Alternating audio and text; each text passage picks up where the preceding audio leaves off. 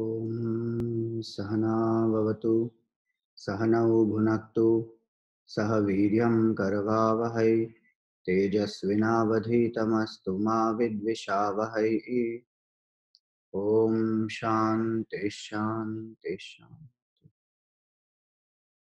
ॐ सदाशिवसमारम्भां शङ्कराचार्यमध्यमाम् अस्मदाचार्यपर्यन्तां वन्दे गुरुपरम्पराम्।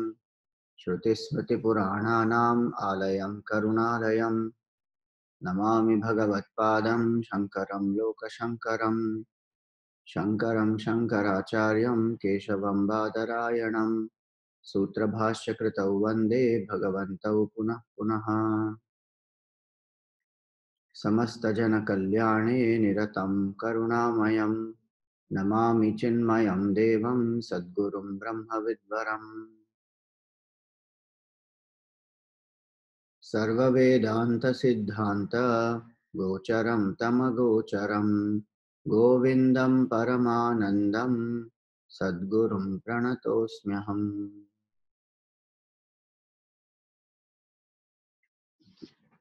Hari Om, salutations to all. So we are seeing the section of the condemnation of the ego. In 303, we saw that it is said, as long as even a little trace of poison is left, how can there be complete health or recovery in the body? And hence it is for liberation also, that not even a little bit of ego can remain. So there is either complete recognition that there is a rope, or I see the snake.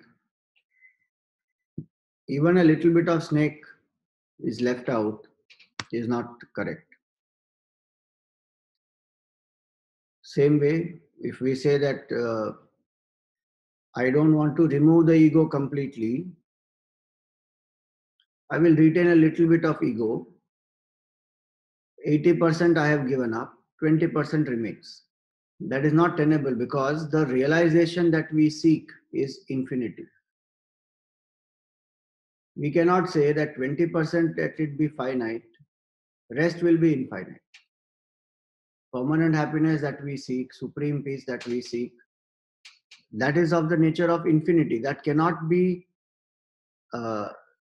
left with identification with one limited entity, saying ki only 20% of this is the finite, rest is all infinite. No, that is not, that is completely contradiction. Hence that analogy was important to understand the importance of complete egolessness. And that we saw is the source of fearlessness, that is the source of permanent happiness.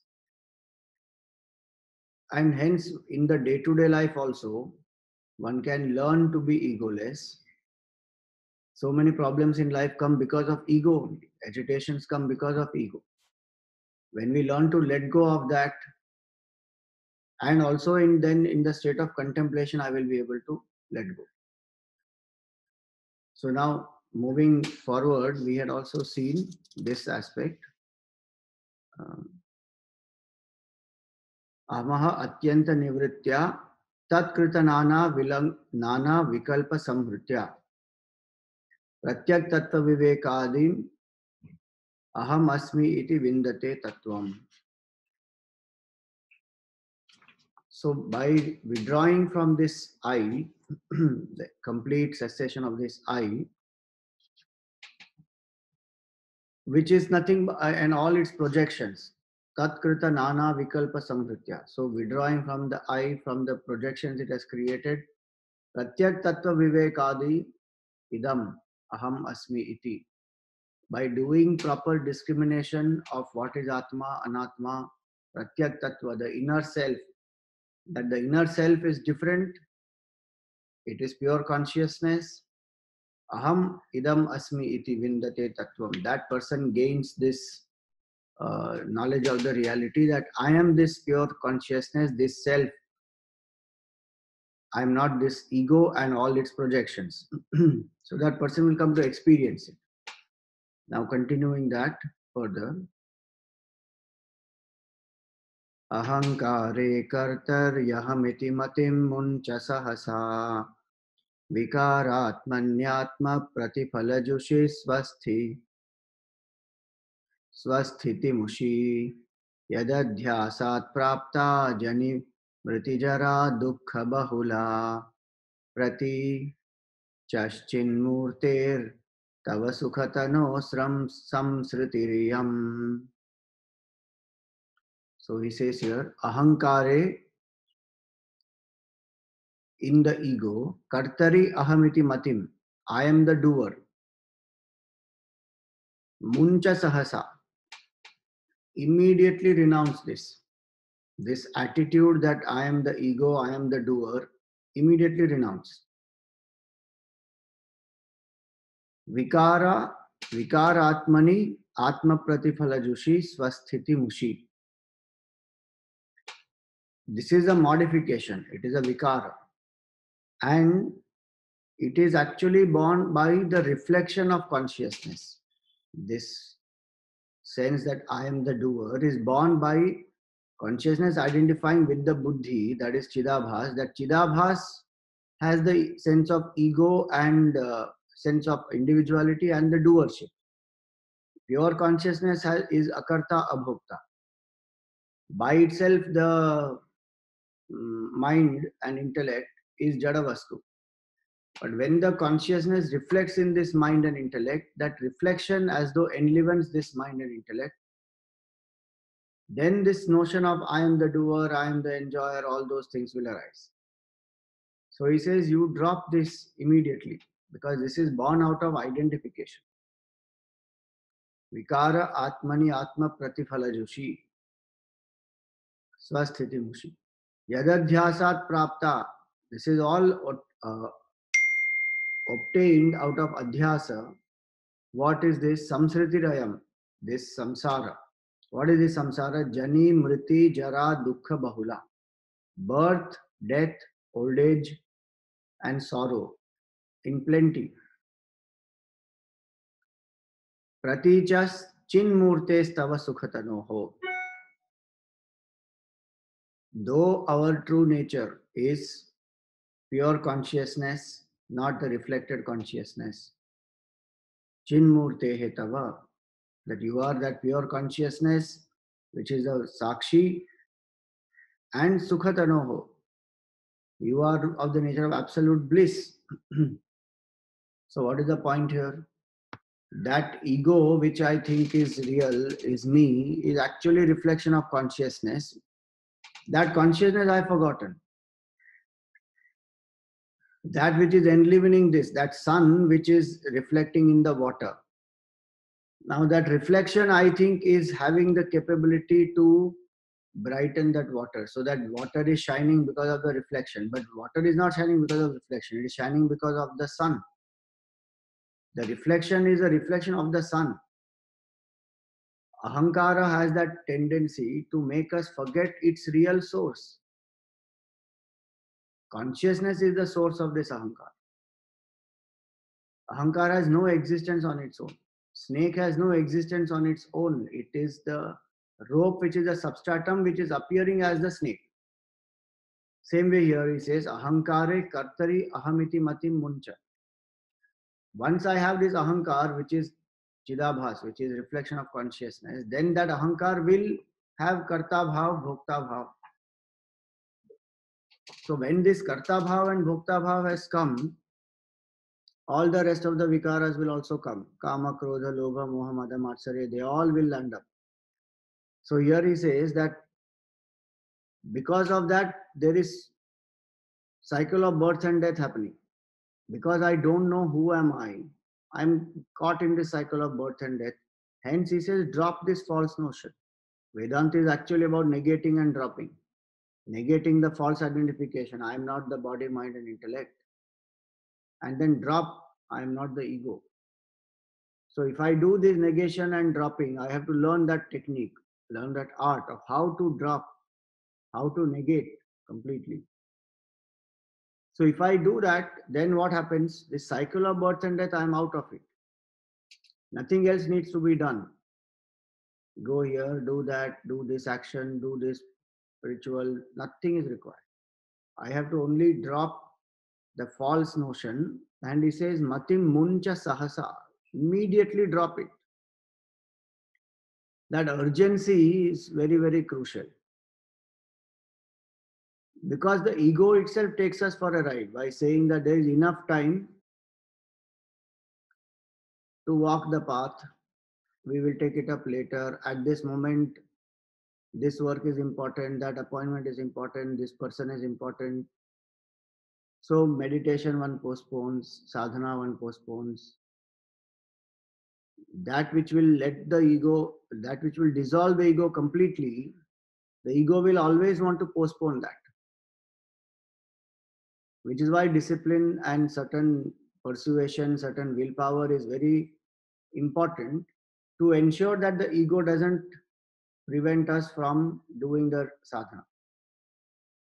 If I do the sadhana whenever I feel like doing, and I don't do when I don't feel like doing, 90% of the time I don't feel like doing, so I will not do. And ego will thrive happily. There is no question of that ego dropping because it is not allowing me to drop. So he says, Muncha sahasa, you drop it immediately. If something is a cause of my pain, will I allow that to sustain there? Suppose a thorn has gone inside and it is paining. Will I postpone? Will I say I will take it out after some 2-3 days? Let it remain. No. The more the intensity of the pain I understand and I feel it, faster I want to remove. So much one suffers in this world because of the ego, because of this karta bhav, because of this ego pressure and sense of importance and self importance. One feels hurt, one feels pained, one sees the obstacle also that in one's life also there are enough people who act out of ego, create disturbance for themselves and us. We also act like that, create disturbance for others and ourselves. Source of pain is this ego. And still, how is it that the delusion makes us feel that in the world, if we have to live, I must have the ego? Then I am caught in the cycle of birth and death. That is the price that I am paying. So if I understand that very clearly, this ego is a source of pain, and I have to let go. Egolessness is equal to happiness. To the extent I become egoless, I become happy. And if I become completely egoless, I become completely happy. That when I understand well, then I will drop. Because it's only a modification. Modification of this Chidabhas, Pratifala Joshi.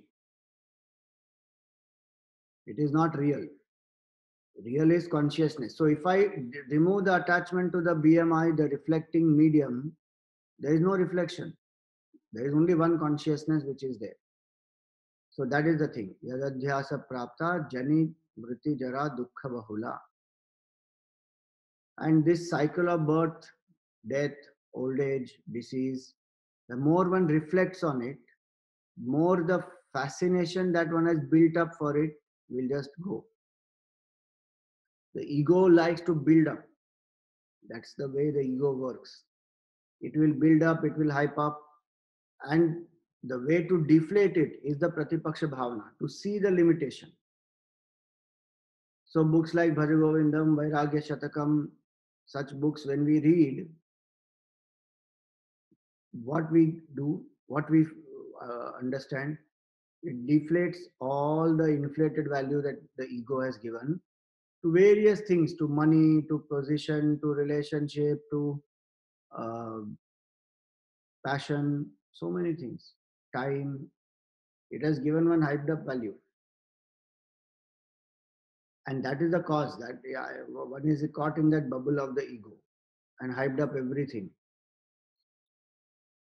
When I follow certain values uncompromisingly, like humility, unpretentiousness, those values, amanitvam, adambhitvam, non-violence, ahimsa, kshanti, forgiveness, they all are a means to eliminate the ego. And that's another reason why the ego doesn't want us to follow and makes it appear very difficult to follow, because it doesn't want to get destroyed. Because humility, unpretentiousness, non-violence, forgiveness, all these, if I really practice, ego will come down. Ego doesn't want to do that. So it doesn't allow us to practice. So on one hand, the values I cannot practice. On the other hand, the ego will keep uh, building up by hyping up and inflating various things, brooding. So that has to get deflated. So Pratipaksha Bhavana on one hand, when I see this, Jani, Mriti, Jara, Dukkha, Bahula, there is so much of pain in every stage. Birth, there is pain. Death, there is excruciating pain. Disease, there is pain. Old age, there is pain. Where is no pain? Or childhood and youth is left out. A childhood, so much of pain. Can't even talk properly and tell the mother, "Ki this is what is the cause of my pain." Go on crying. The mother has to find out that what is the cause of this child's crying. As a youth, how many things happen in the body, in the mind: agitation, confusion, lack of clarity, peer pressure. If we actually see through whole life, there is pain at every single stage because of identification with the body, mind, intellect. But somehow this ego deludes us to believe that there is pleasure and makes us a victim of pleasure. To what extent that I become immune to even reflect upon the pain. The brooding of the sense objects goes to such an extent that it doesn't allow me to even reflect upon the pain that I'm actually going through even right now. That's the power of this ego and this Maya, how it deludes. That even when I am in pain, I will still brood over pleasure to get out of that pain. If I actually remain with that pain and I feel the pain, I will want to get out of that. I will not want to escape. There's a big difference between escaping and wanting to get out of it.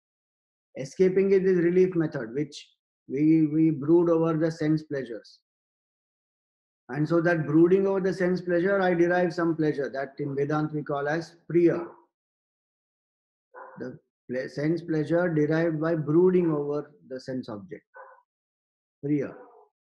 We saw that in Anandamaya Kosha. Priya, Moda, Pramoda. So that brooding, that Priya Vritti does not allow me to do this Pratipaksha Bhavana and even to see the pain that right now I'm going through pain. There is sickness in the body, or there is some emotional hurt, or there is some intellectual confusion. Somewhere there is some pain. Some person did not behave with me properly. There is a conflict in a relationship. Economy is not doing well, so there is a financial stress. Are how much pain? Either one becomes pessimistic because of it, or one wants to escape from it. So there is brooding over the sense pleasure. So that is what one is doing. And that's how the ego keeps us bound. Not allow me to feel the pain, remain with the pain, and want to get out of the pain. I'm just either escaping or becoming bitter. Both of these will not solve the problem. But if I intensely feel the pain, then what will happen? This muncha sahasa will happen. That I want to get rid of it. It's a source of pain. The root cause of pain is that ego. When that ego is not there in the dream state or deep sleep state, no misery, no pain. So-called external things remain the same. People are the same. Economy is the same. But ego is not functioning, no pain. In the same world which is so full of pain for us, the masters live, they experience only bliss. Why? Because ego has been dropped. So long as I feel that somebody else is always the cause, that is another trick of the ego. That one will always blame this person, that situation, that object, this government, this mother-in-law, that boss, those planets. Somebody or the other is the cause of my sorrow. And then I become helpless. Why? Because what can I do to control them, change them? Nothing. So then become a victim. In 1,000 ways, this ego keeps us bound with so-called justifications. That's why he says here, drop all these. These are vikar of the ego. Even that previous verse, what it said, no? That Tatkrita Nana Vikalpa. Nana Vikalpa. It does so many Vikalpas to sustain itself. You know, Gurudev used to give this nice example of the camphor. He says, why do we burn camphor? Because that camphor is symbolic of the ego. That if I want to have the vision of the Lord in the sanctum sanctorum, the pujari has to burn a camphor. And in the light of that camphor only I can see the Lord's form. Otherwise it is dark inside. And that camphor is how, what is the mechanism of that camphor? When it is burning, when it is thick, it burns bright. But as it starts becoming lesser and lesser, the flame starts flickering. And last few traces, you don't see the camphor, but the flame is still there. And it is flickering completely, and ultimately, finally, it gets exhausted. So it is like that. That ego, as we reduce lesser and lesser and lesser, it will put resistance also.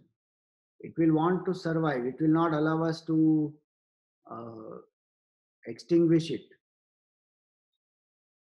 So one has to be very alert in that part and ensure that this is completely annihilated.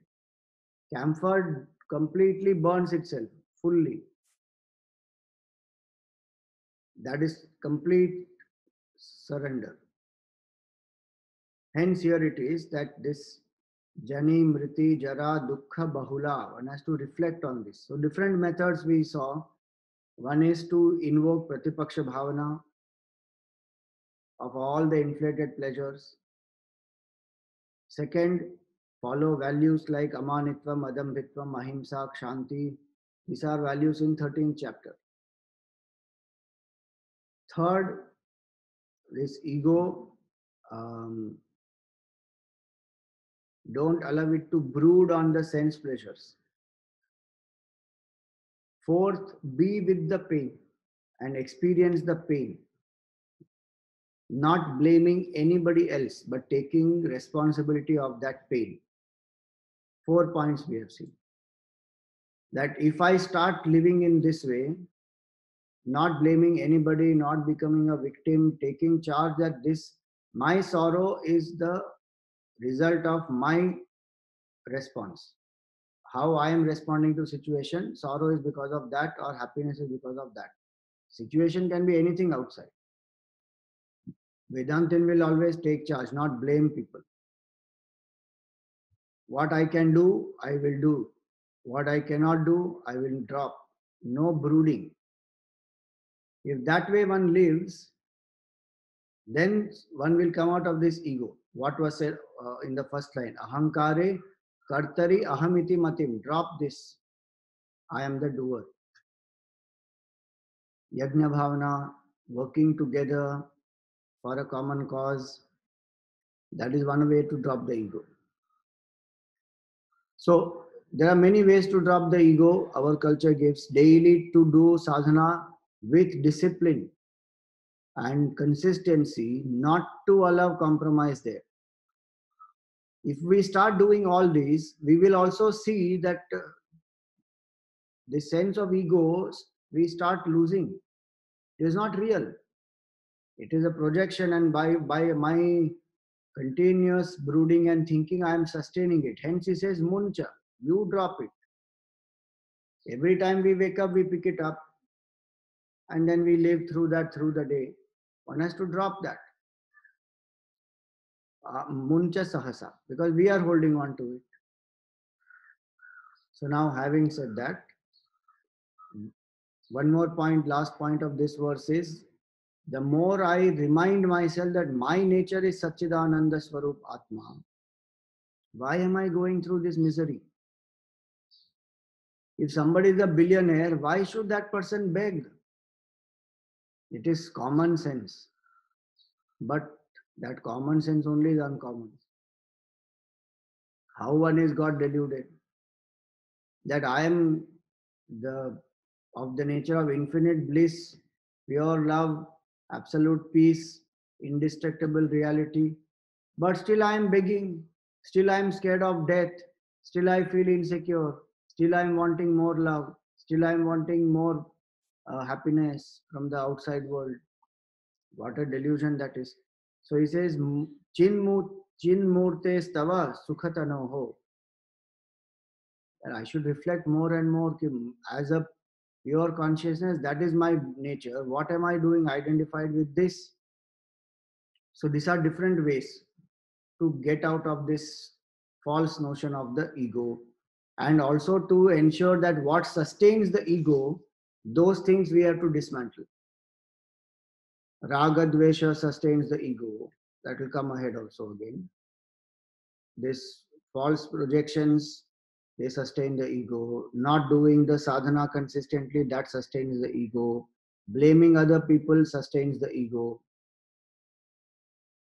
All this will sustain the ego. Brooding over pleasure when I am in pain, that sustains the ego. Trying to escape from the pain, that sustains the ego. All these will sustain the ego. Those things all have to be eliminated. So it is not just saying that I am consciousness, that is one part, a major part. But before I come to steady contemplation, if I have not dismantled all that which supports the ego, that contemplation will not be effective. So if I am sitting every day and meditating Chidananda Rupa Shivoham Shivoham, but nothing is happening, it is possible that I should introspect that what I am doing in other times, is it sustaining my ego or is it reducing the ego? If it is sustaining the ego, then it is mutual contradiction. So for some time in the day, I say I am consciousness. Rest of the day, I live only as the ego, boosting it in fact. When he says kartaryahamiti matim muncha, you drop this sense of doership. The doership is through the day only. It is not in the dream and deep sleep. In dream, so there is no doership of this waking state. There is another entity identification, and deep sleep, no doership. So in the waking state only this is being said, that in the waking state, this false notion that I am the karta, drop that. How? By dropping this false identification, and to help us to do that, all that which is supporting this false identification, dismantle it. Then that will also fall by itself, the false identification. So vikara is a vikara, it's a modification of what? Reflection of consciousness. So this beautiful verse here, continuing ahead. सदैकरूपस्य चिदात्मनो विभोः आनन्दमूर्तेरनवद्यकीर्तेः नैवान्यथा क्वाप्यविकारिणस्ते विनाहमध्यासममुष्य संसृतिः. He says that you are Sadaika Rupa, pure consciousness of the nature of existence, Chidatmanaha, of the nature of pure consciousness, existence, consciousness, Vibhoho Ananda Murtehe, and you are the all pervasive embodiment of bliss, means Sat Chit Anand. Anavadya Kirtehe, you are unknowable. Anavadya. Kirtehe. So there are two ways to take this. Anavadya is unknown, unknowable. It means not an object of knowledge. And Kirtehe, meaning the most glorious. Or we take it as one word, Anavadya Kirtehe, meaning that which is immeasurable glory, unsullied glory is this. Anavadya Kirte. Naiva anyatha kvapi avikari punaste. There is this, you are not anything other than this pure nature, what was described. You are changeless. Vinaha madhyasam amushya samskritihi. Except for this identification. Without the sense of ego and the consequent samsara, if I want to know who am I, this is my true nature. But because I'm identified with the ego, all this is lost. And what is my condition now? All that was said earlier. Jani, Mriti, Jara, Dukkha, Bahula, that is the condition now. And this cycle of birth and death goes on. Samsritihi. So what is the point here? That the point is that this is my true nature and I have forgotten it. Unnecessarily, I am going through so much of birth and death. When I am birthless, I am deathless. So much of change and the resistance to change and the consequent sorrow when I am changeless. In the world, I want more and more name and fame. So I'm running behind it, compromising, doing anything required for it. But I am of unsullied glory, anavadya kirti, because everything else is functioning because of that pure I. That I is not known. Now I think of myself as one small limited entity. Now I'm running after fame, popularity, likes, followers, so many things. Why? Because I don't know that my nature is that because of which everything else is happening. The most glorious is Brahman only. Without Brahman, nothing happens, and I am that Brahman. So Shankaracharya ji, as though is telling all of us that, Arey, that is your nature. What are you running behind? What the seeker is seeking is there right in the heart of the seeker as his or her true nature. Sadaika Rupa Chidatmano Vibho Ananda Murte Ranavadya Kirte. All this is our true nature, but one has forgotten it. And what is the price one is paying of forgetfulness? Birth and death cycle. Just think, this is the highest price of forgetfulness. If I forget one thing, I may miss that, or I may have some inconvenience, or I may, somebody may scold me for it. How can you forget this? Understandable. The the effect or the result is proportionate to the mistake made. Here, the result is not proportionate to the mistake made. Infinite bliss, identifying with one little thing, the BMI, forgetting its own nature, is identified with the BMI. Now, consequent sorrow is terrible. It's not at all proportionate to the mistake. That's why it says Bahula. It is so much more suffering. The waker forgets himself as the waker, identifies with the dream character in the whole dream world, one character, and goes through so much of sorrow, struggle, suffering, everything. When one wakes up, one says, Are Baba, I was not this. And how much one went through. Sometimes when one wakes up, one is shocked and palpitation and sweating and all that. Because of so much one has gone through, when one wakes up, suddenly one realizes none of that exists. Gone. It disappeared when I woke up. So the effect, the result, which is Janma, Marana, the Samsriti, is not at all corresponding to the mistake that is made or the forgetfulness that is there. The more I understand that fact, more I will want to wake up that why am I suffering for no reason continuously just because of ignorance.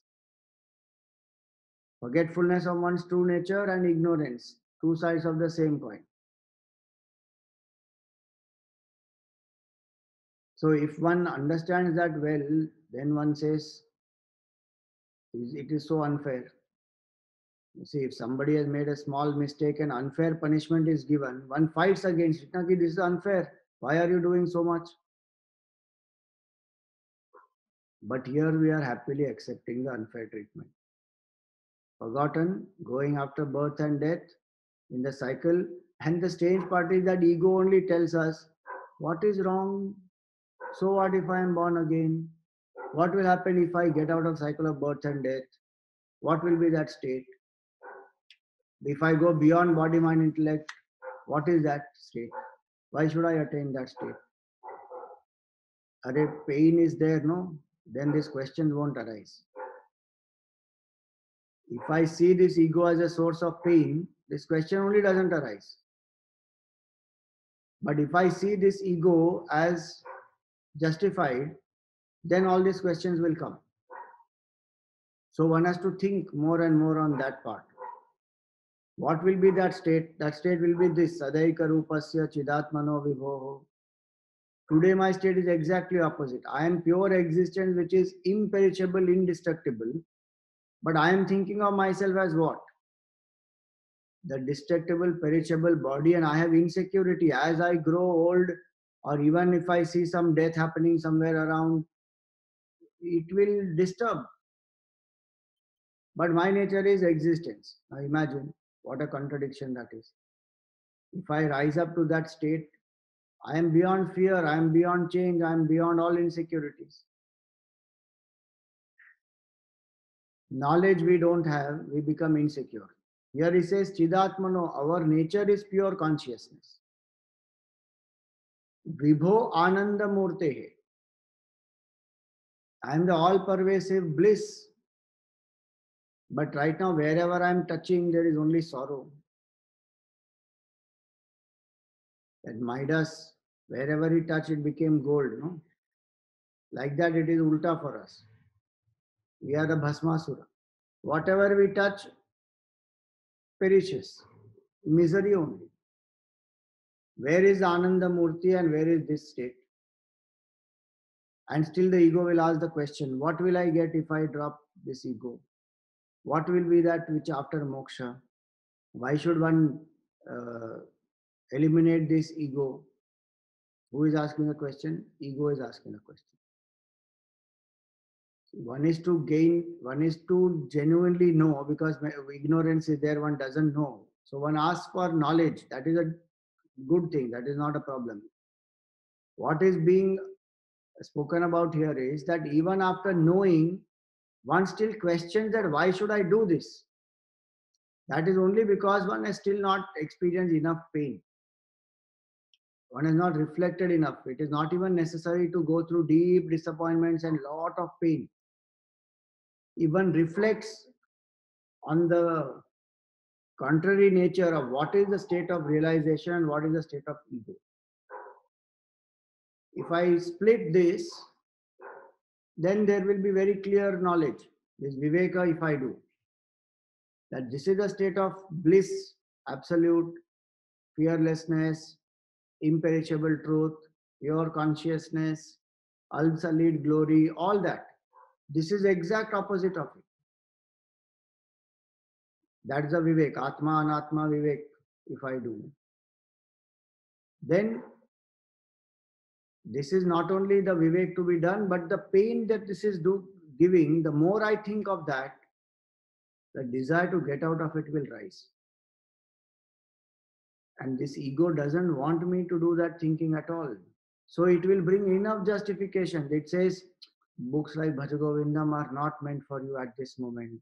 You're very pessimistic. This is the moment to act and achieve and strive and make a mark on the world. You have to go out and do all this.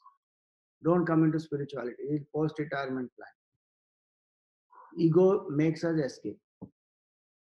Okay, post-retirement, now you have retired. Now come to satsang. No, I lived my whole life, doing work, living for the family, living for the society. Now I want to live for myself. I want to travel. I want to enjoy. I want to do this. I want to do that. So by itself, nothing wrong in doing any of that. But as an escape, one does it. That's the problem there. So if I'm doing it as an escape, that's how ego is not wanting me to see the pain, wanting to postpone satsang, wanting to not do pratipaksha bhavana, present it as a no, it is a pessimistic view of life. We should live life with full zest. Nobody lives life with more with zest than a realized master. A realized master lives life in proper zest because lives free, completely free from all these projections of the ego. Lives fearlessly, lives in absolute bliss and supreme love. That is life.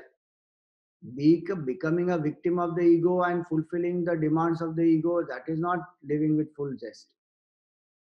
At one stage, one may do that, but at one point, one has to rise above it. As long as one is living as a child, one can play with the toys and it is acceptable also. But if one goes on playing with the toys whole life, what happens? That is madness. Same thing one is doing. Till some point one can live life at the level of the ego, but at some point one has to drop it, saying, what is this life? The vision becomes clear when the Shastra we start reading. It presents so clearly, and we see the examples of how great masters have lived. The verdict of Ayodhya came, and that letter of Gurudev, goosebumps one has, that 1990, 30 years before, 29 years before, he has already written that on the same date, 9th November 1990. Not that he predicted it like that it would happen on that day, but that date is so important there that he wrote that you will see the inauguration of the temple. 1500 years we have struggled for this. We have given a lot of sacrifice. How many monkeys have been killed in Ram Ravan war? Don't become too sentimental. Such a powerful letter. 30 years before he has written, 29 years before. What a life it is, dedicated to a higher cause, supreme cause, where there is no sense of ego. When we read that, what the Shastra is saying, and here is a master who is living that, then it becomes very, very clear to us that this ego has to be dropped. Because that is only cause of my bondage and my sorrow and making me go round and round, thinking this is all very nice. Many people ask that question, what is wrong if I am born again? There's nothing wrong. Please be born again. Already the world is in this beginning stages of Kali Yuga. This only is intolerable. How? 4,30,000 years more to go for Kali Yuga. Who wants to be born again? Already we are talking about climate change and so many things that are happening in the world. One wants to be born again, then continue happily, no problem. One can evolve at one's own pace. That freedom our culture gives. But to an intense mumukshu, this student who has gone to the teacher says, Arey, this is the cause of your bondage, you drop it now. Muncha sahasa, immediately you drop it. And the Uttam Adhikari to drops it instantly. The moment he is told, he drops it. Why? Because he has all those supporting mechanisms of the ego is already dismantled. The last straw is remaining, that also falls. So now that is what is the advice.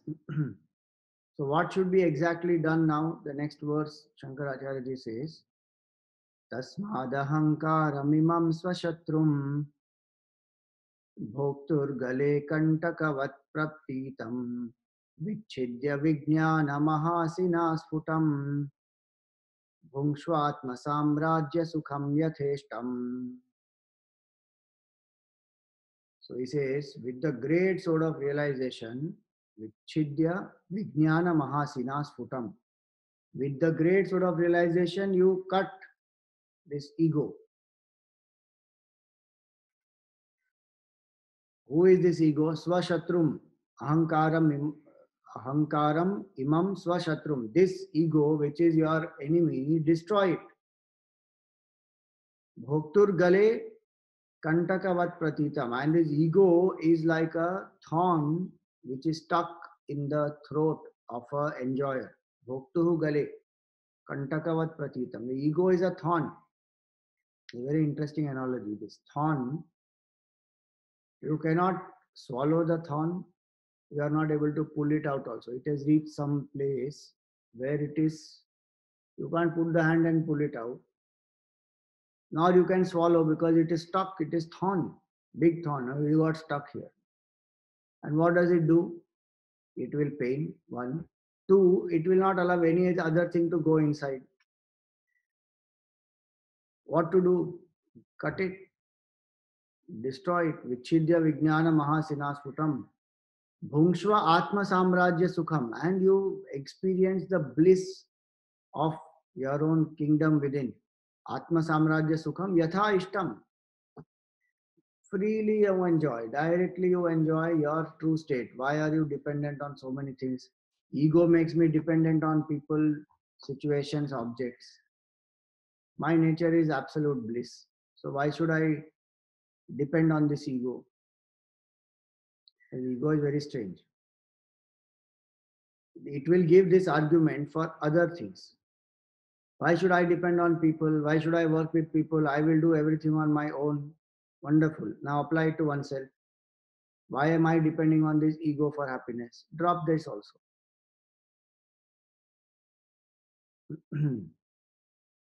By not wanting to work with people, if I say I don't want dependency, then drop the dependency on this body also. Drop this identification with the body also. So let me realize that self. Atma Samrajya Sukham Yatha Ishtam. So this is the analogy of that thorn in the throat. That this thorn in the throat does not allow the person to experience the joy of eating. It will constantly pain. And this person who is not able to remove it also, not able to swallow it also, it just remains there. In the same way, there is so much of suffering that ego brings. We are not sometimes able to remove that ego, nor are we able to live with that ego. How much pain it is. The example here, don't mix up the two examples. That you cut the throat. The two. He says kantakavat pratitam. You destroy this with the sword of realization. Vichidya vijnana mahasinasputam.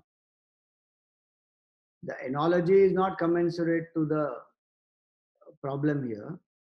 That with the sword you cannot remove the throat, remove the thorn. So don't equate those two. This is the thorn example is only to show how it is painful. And Vijnana Mahasina is to say that don't leave any traces. By proper sword of self-knowledge, you destroy this ego, which is the source of all pain, and experience supreme bliss within. So not to equate that as a solution, that take a sword and try to remove the thorn, cut it from the inside. That we should not mix up these two things. The more I contemplate that I am pure consciousness, what was said earlier, Sadeka Rupasya, the more I contemplate on those things, that is the sword with which I am destroying the thorn of false identification, and that will get destroyed completely, and I will experience freedom. That ego, that thorn, when it is removed, there is a free flow of food, everything happens, pain gone, one is relieved. In the same way, that is what is here. So moving ahead, ततोहमादेर्विनिवर्त्य वृत्तिं संत्यक्तरागः परमार्थलाभात् तूष्णीं समा तूष्णीं समास्वात्मसुखानुभूत्या पूर्णात्मना ब्रह्मणि निर्विकल्पः. So now he says, see, those things what I was saying is the justification and the support system of the ego. Those are mentioned here now. Tato. So the solution is what? Tato ahamader vinivartya vrittim.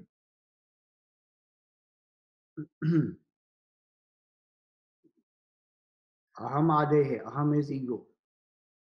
Hence, ego and all its activities, I have to check. Check meaning withdraw from egoistic activities. First point. Egoistic activities which boost my ego, they sustain this ego. So he says vinivartya. You withdraw from these activities. First point. Second point, what boosts and sustains the ego? Samtyakta raga. This raga sustains it, attachment. So operating out of strong likes and dislikes sustains the ego. How to do this? Paramartha labhat.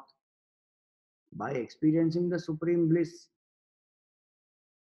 Tushnim samasva. Atma Sukhanubhutya. Tushning, sit quietly in that bliss of realization. Purnatmana Brahmani Nirvikalpaha. And what is that Brahman? Purnatmana, which is of the nature of fullness. Brahmani Nirvikalpaha. It is of the nature of Brahman, which is beyond thought. So now, some points given here. One is to withdraw from all the activities which boost the ego. So all types of divisions, Gurudev has given very nicely here. All the thoughts, first paragraph, if you see in the commentary, it is advised in this verse that all the thoughts connected with ahankar are to be given up.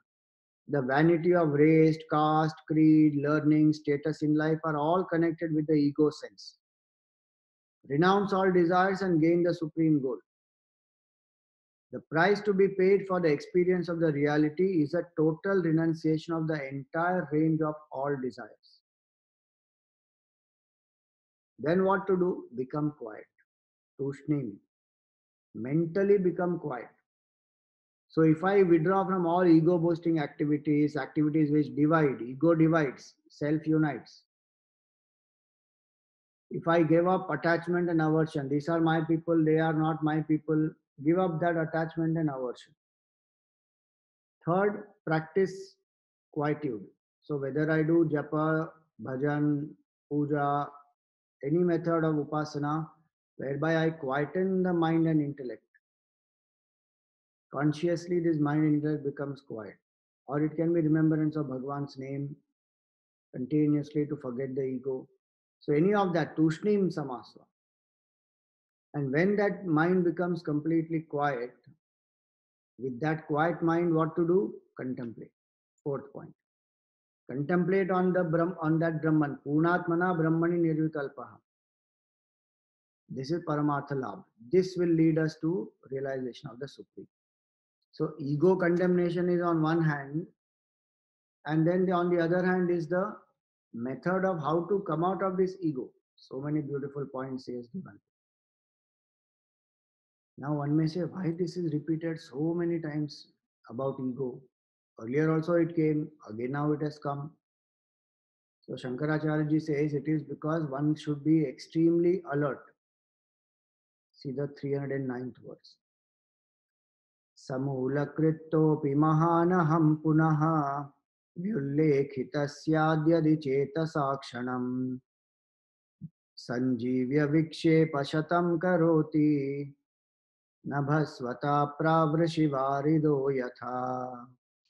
Samulakrittopi. Very important line is that. Samula, meaning even if you so completely root out the ego, Mahanaham, this ego is terrible.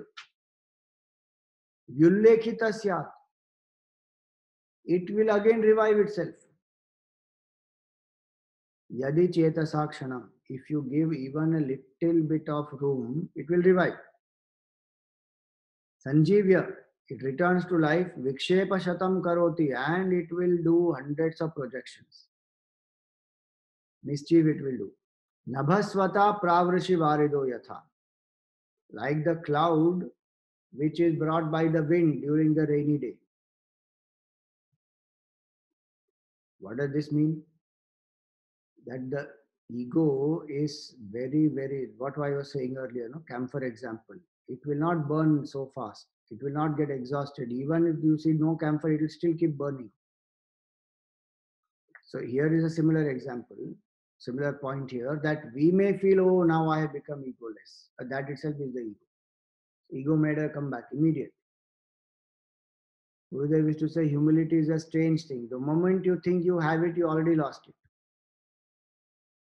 So ego is like that, very tricky. We may think I have controlled and got over the ego, but Mahanaham Punarvyullekita, again it revives. What does it mean? I have to be extremely alert. Now you may say, who is this I? This I is a seeker I only. Should ensure that the ego doesn't rise in any other form. And ultimately that seeker I also goes in the state of contemplation. I am not a seeker, I am already pure Brahman. As long as the Vasana pressure is there, even if one goes into the Nirvikalpa state, again one comes out of that. Because the Vasanas will push oneself, push one out. Like how we come back from deep sleep every time. We go into the state of deep sleep and again we come back to dream and waking. Why? What is the pressure? Why can't we remain in that state? No, that karma will push us out. So, in that sense, this verse is not a verse to discourage us. The verse is to encourage more alertness in our mind, that we should not take it for granted that, oh, I have overcome the ego. No, it will make a comeback. Now, today's meditation was so peaceful. Beautifully it went. In some time again it comes back.